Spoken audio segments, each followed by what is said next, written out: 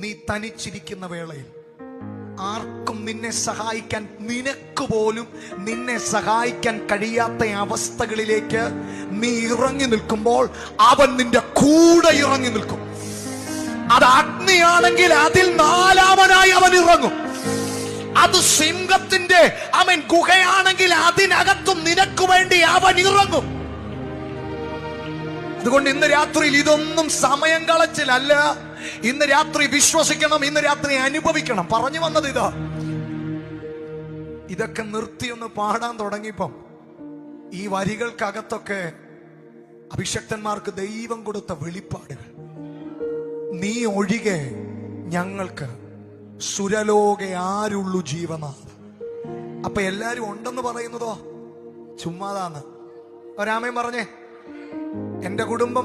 എന്റെ കുടുംബയോഗമൊക്കെ കാണും പാസ്റ്ററെ, എത്ര പേരാണ്, ചുമ്മാതാന്ന്. അവനില്ലെങ്കിൽ നമ്മുടെ ജീവിതത്തിൽ ഒന്നുമില്ല. ജീസസ്, യേശുവിനെ കുറച്ചു നിർത്തി നിന്റെ ജീവിതത്തിൽ നീ ഉണ്ടെന്ന് പറയുന്നതെല്ലാം നൈമിഷികമാണ്. ഇന്ന് രാത്രിയിൽ നന്മയുടെ ഉറവിടം അവനാണ്. ജീവിതത്തിലേക്കും വെച്ച് ലഭിച്ച ഏറ്റവും വലിയ സമ്പത്ത് യേശുവാണ്.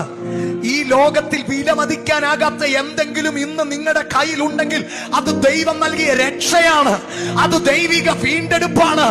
ഇന്ന് പകൽ കാൽവറിയിൽ യേശു നൽകിയ സ്നേഹമാണ്.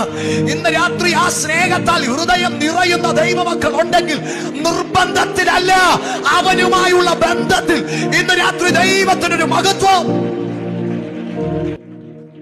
നീ ഒഴികെ ഈഹത്തിൽ മറ്റാരുമില്ല ആഗ്രഹിപ്പാൻ. ഈ പാട്ട് ശരിക്കും ഇങ്ങനെ എഴുതിയിരിക്കണം, ആഗ്രഹിപ്പാൻ.